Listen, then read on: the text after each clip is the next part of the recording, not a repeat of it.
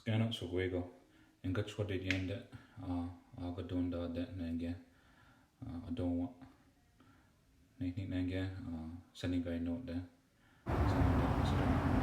Scanner so wego duwete ne gaso kaya kono iwa kwenzo da nyagwet ni moge shopna. Hello everybody. My English name is Amber Silversmith and we're coming to you from Brantford, Ontario. We wanted to come on and just share a little bit of education for our community regarding human trafficking. If you're not aware, we do have an anti-human trafficking unit at Gunukwa and today we wanted to come and just talk a little bit about the access that people have to our community from the highways. We're right here, right in downtown Brantford, outside of Gardner Ave, the access to the highway of 403. They do call the highways a huge access point for human trafficking for our First Nations youth, both boys and girls. And in a little bit, we'll show you another clip of just how easy it is to be able to come off the highway and have access to our community. So we're getting reports of people coming on the reserve trying to solicit, and we don't know what they're doing when they're trying to come to our front doors. We don't know if they're trying to stake our house out. We don't know if they're trying to see if we're an elderly person alone. We don't know if they're trying to see if just the kids are at home by themselves. These are some of the things that we want to raise awareness to over the next few days, is how this has all been in effect from residential school. September 30th is coming up. It's now a national day. It's been a day of remembrance, a day of reconciliation, they're calling it. But how do we show that action? How do we get action out of people? And how do we continue to put action forward in our community? So this is one of the ways that we wanted to do it. Gunukwa is going to go around and we're going to go and take video clips of hot spots within our community to start raising awareness and to not be silent anymore. So today we wanted to share a little bit just about, right now Six Nations doesn't have any true stats as far as human trafficking, but we do know that our men and boys, they're very underrepresented. Our males don't want to come forward and talk about how they've been taken advantage of or talk about how they became vulnerable. So that's one really big thing that we've noticed within our community and surrounding communities. Our men and boys are very underrepresented. Our women and our young girls, they are a lot more vulnerable.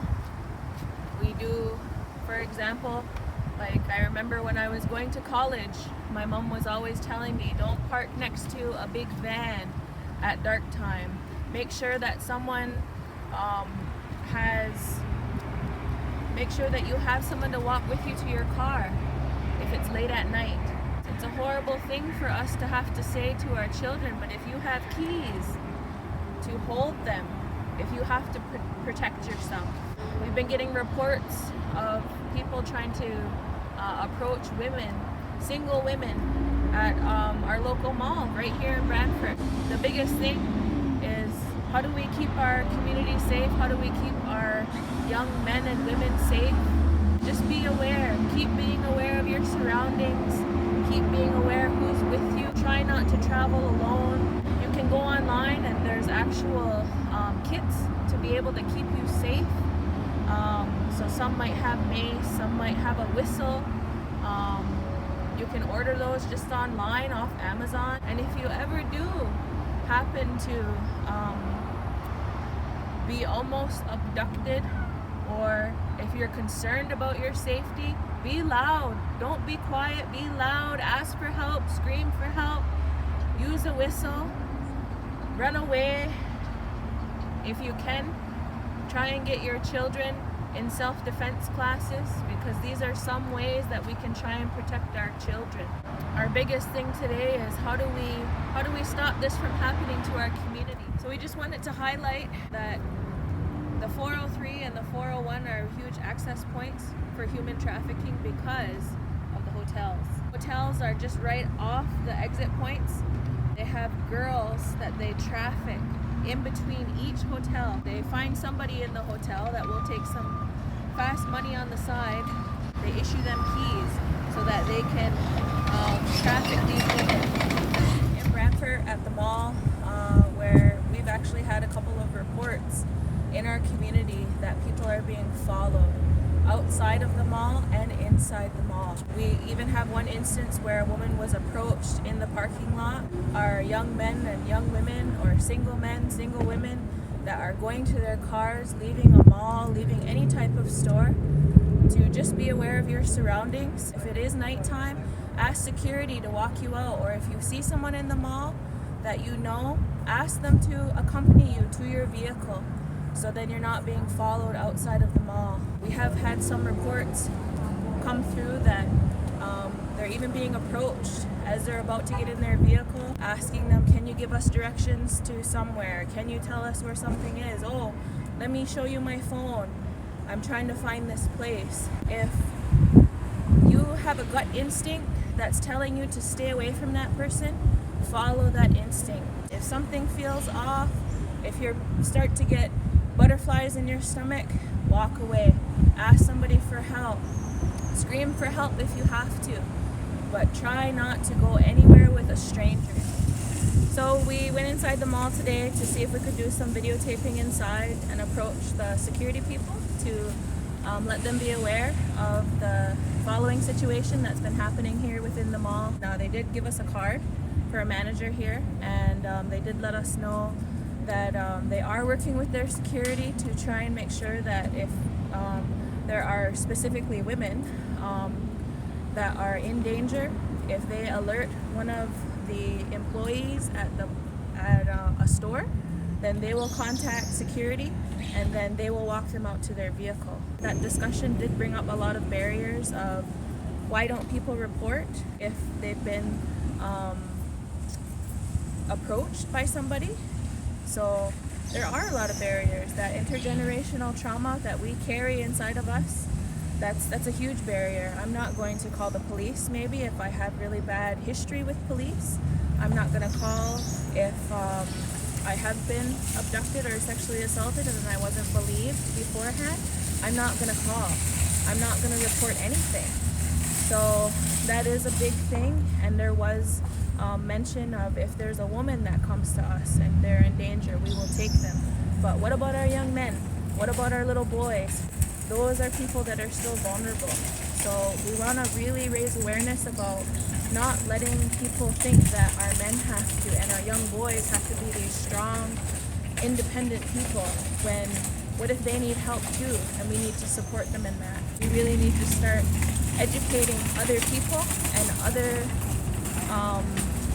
outside communities of how do we do that safely for everybody, not just women, not just young ladies, but our boys, our young men, and our single parents as well. So I think by having these hard conversations, sometimes that's where that education is going to come out.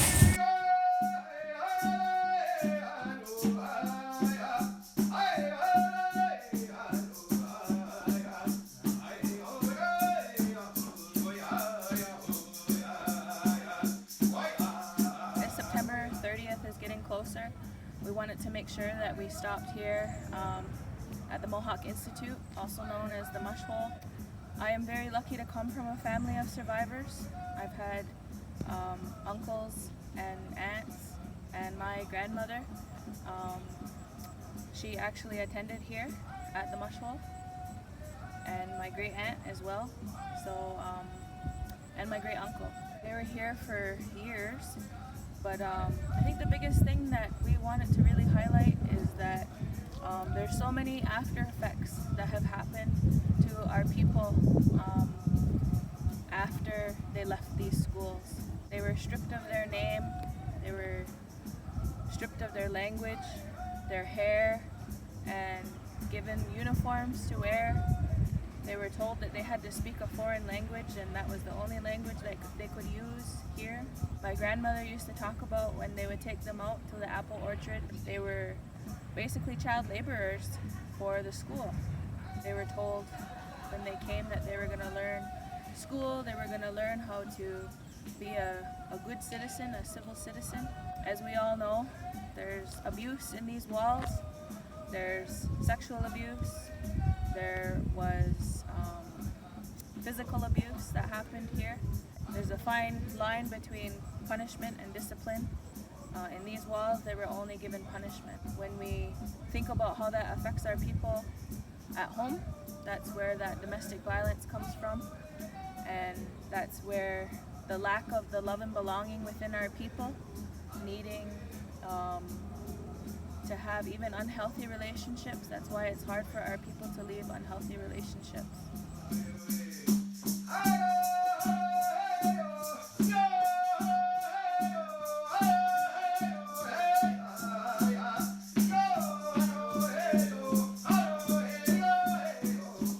Another big abuse was sexual abuse. And from that sexual abuse that happened in these walls, our people went back to our community, and it became a piece of our identity for some families. On Six Nations, we do have a high rate of incest that happens. And not just Six Nations, but other Native communities all over. We have a high rate of that because we don't know the boundaries, we don't know our value systems anymore because it was stripped from us in these walls. We were only young children in here being sexually abused and exploited. It's only natural that these kids ended up going home thinking that was normal. And until we learn those value systems of that it is not in our nature and it should not be within our family cells, it's going to stay there until we do that work as a community.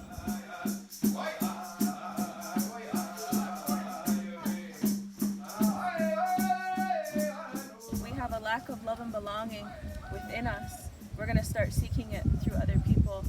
And if we don't know that we can meet those needs within ourselves, we're going to look for it outside of that. So if that's through other family, if that's through other people, and that's why it is hard for our people to leave unhealthy relationships, because we know we're getting that love and belonging met even if it's through an unhealthy person.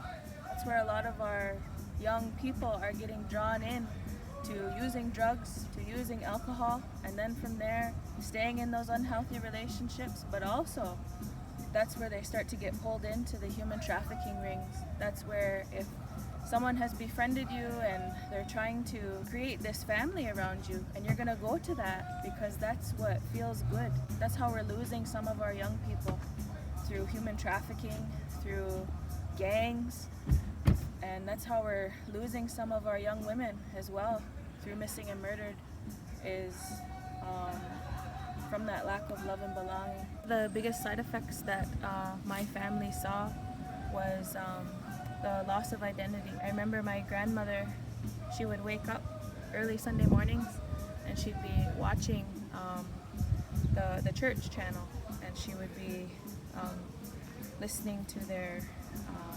ceremony early Sunday morning, and I would question that because she was not someone that went to church. We were still traditional, and she still attended Longhouse, and she was able to be resilient enough to keep carrying her language after. Fluent speaker. So I one day I questioned her, and I said, why? Like, why do you sit here and watch this? You know you don't have to do that. And she had said to me, well, she said, I guess it's just what we learned when we were there. You know, we learned that this is what we were supposed to do. And one of the biggest things she said to me was, if I didn't go to church on Sundays, they would tell us we would burn in hell.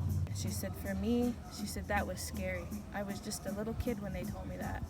So she said, I didn't want that to happen. So even in her old age of 75, she was still watching Sunday Mass, on TV. She was watching that. And so that was a big thing of, her losing that from a young age.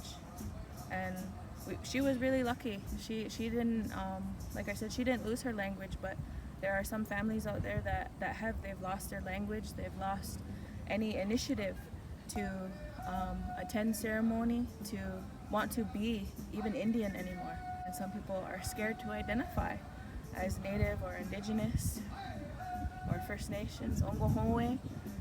afraid to be who we are because it's been stripped of us and taken from us.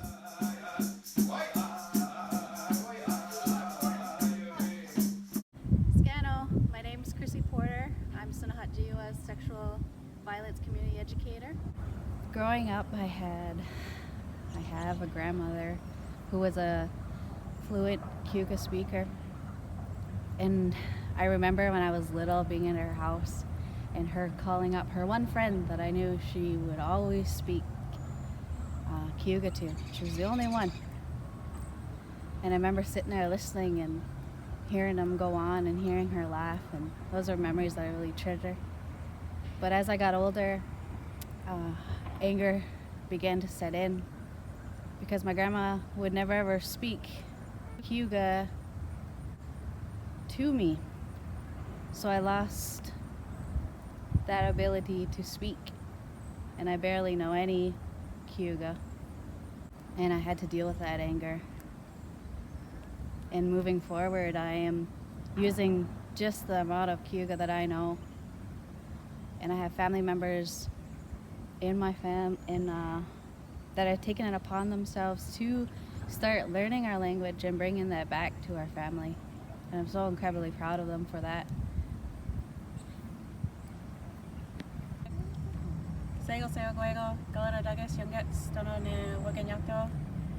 Hi everyone, my name is Galeno Douglas.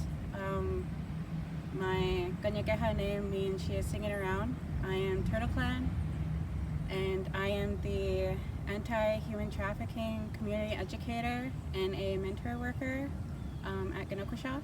Although I never really learned if my great-grandmother went to residential school, her family was brought up Catholic.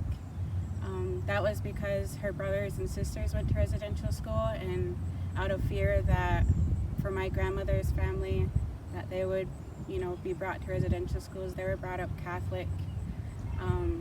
So growing up, my grandmother started to do her healing work because she was an alcoholic, which led to a lot of intergenerational trauma. But after she did her healing work, she had to fight really hard to learn her traditional ways, because one of the things that she wanted was for her grandkids to be traditional. And I think she succeeded in that because we grew up really traditional, which is something I'm thankful for.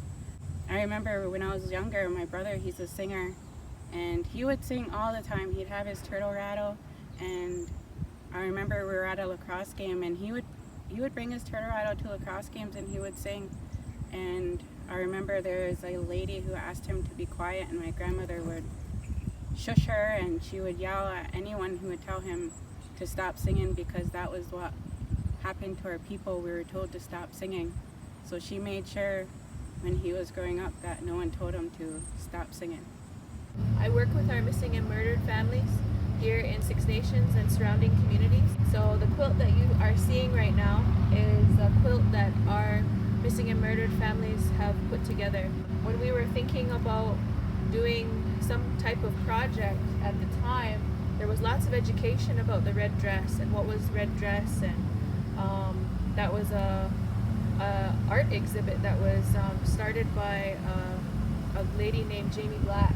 One of the things about our Haudenosaunee beliefs and traditions is that it was said a long time ago that we are not to make our traditional clothing out of red material.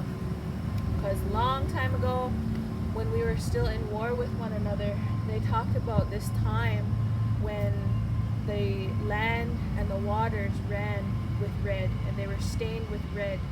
It was because of all of the war that was happening between nation to nation. So they said that we were going to make it taboo. They didn't want people to make their traditional clothing out of that because of that, because it sends that trigger for people. So because of that, we had spoken with one of our clan mothers from here, from Six Nations, and she reminded us of that teaching. So the families discussed, and they said, no, we're not going to do that. We're going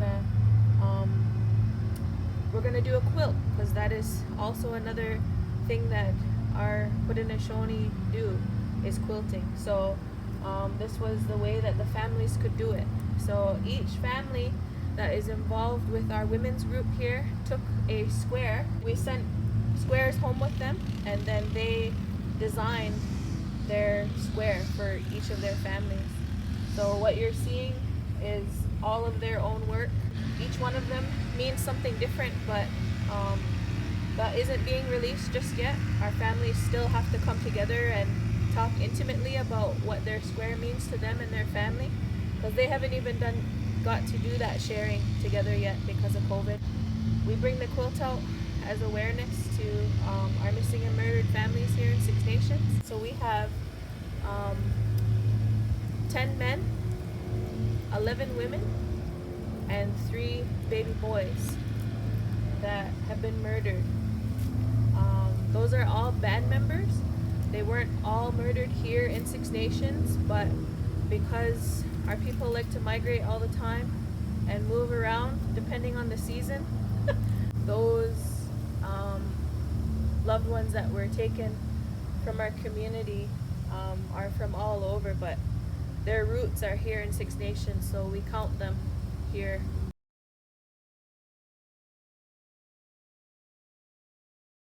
So Youth Lodge also has a Section 23 classroom where it goes through Hagersville Secondary, but they would come to school here. We have their own classroom. The biggest thing that we wanted to do is to let our youth know that there is safe places that they can come with their trauma as well. So Gunukosha also has a child and youth program for domestic violence. Our anti-human trafficking also has a youth worker. The Sexual Violence Healing Center, or Sonhatjiwa, also has a youth counselor. We wanted just to come over here and just show the display that they actually put up. A rainbow flag for our 2S LGBTQ. The black flag up there with the handprints, with the red handprints, is for our missing and murdered. They have a Black Lives Matter flag, and then a Every Child Matters flag. And they also put these little ties around their basketball court just to represent those lives that maybe didn't come home from the residential school.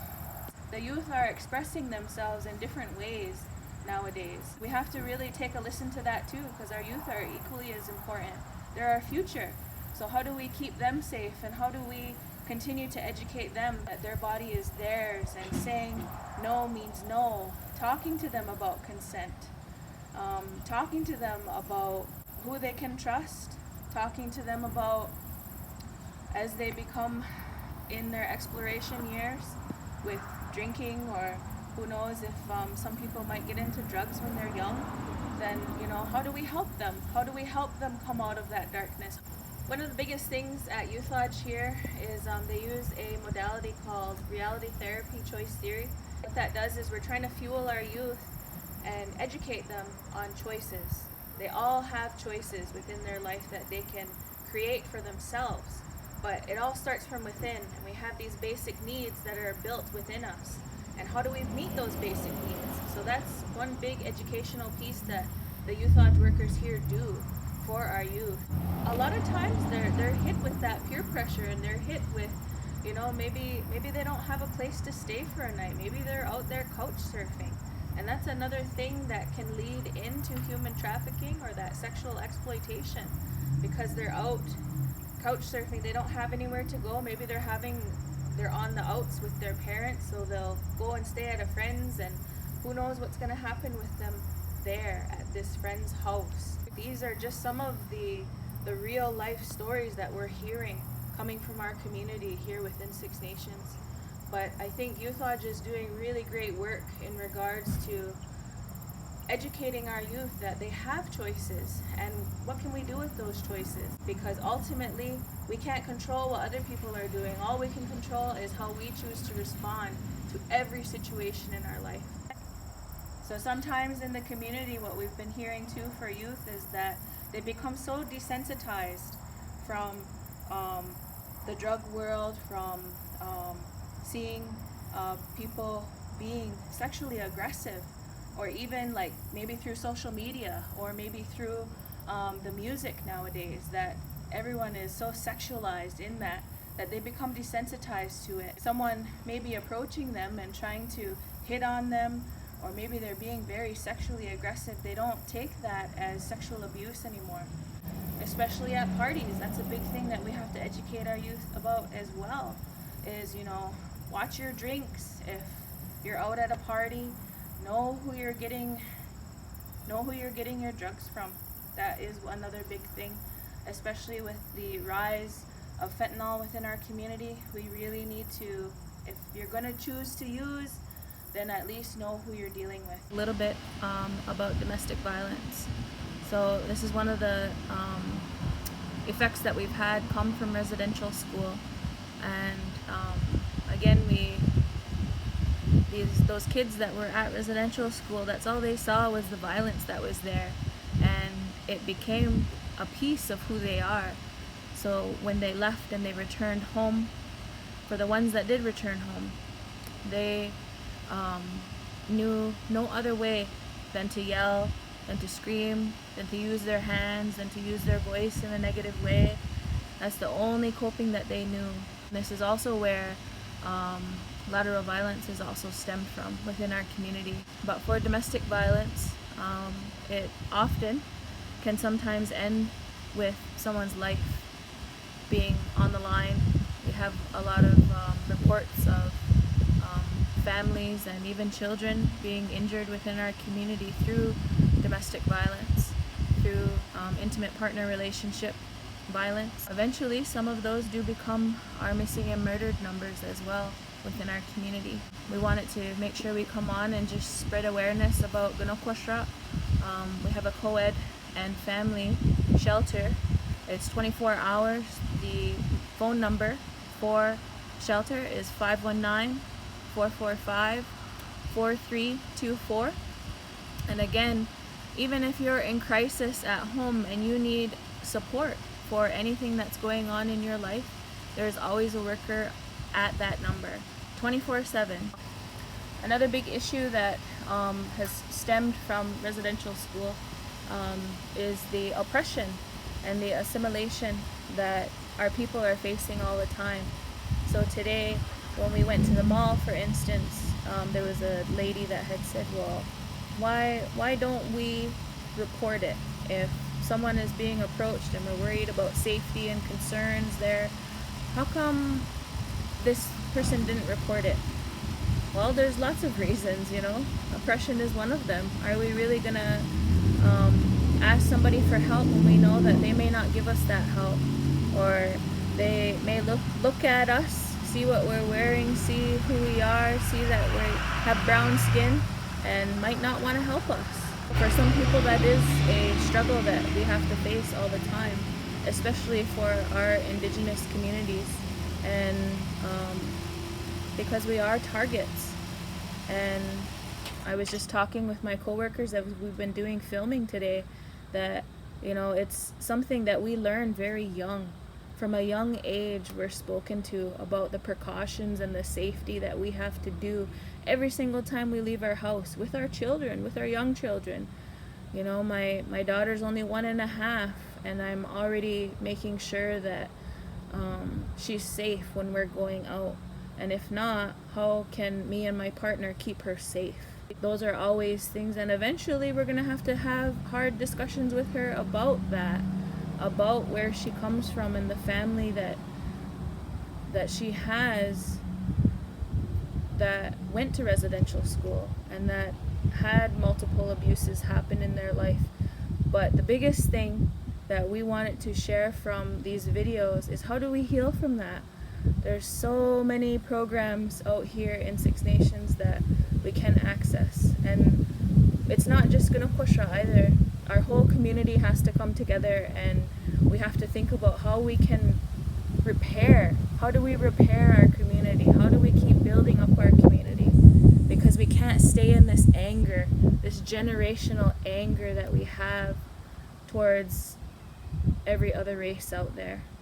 We got to hone that within and know that we have to heal ourselves. We have to heal ourselves, and then we can start helping our community heal, one family at a time. So Nyawa for being with us on all of our filming today. And again, if you need any support, please do not be afraid to reach out to Gunokwashra, to social services, to Indigenous victim services, to any one of our counseling services within Six Nations or Six Nations Mental Health. So, Nyawa.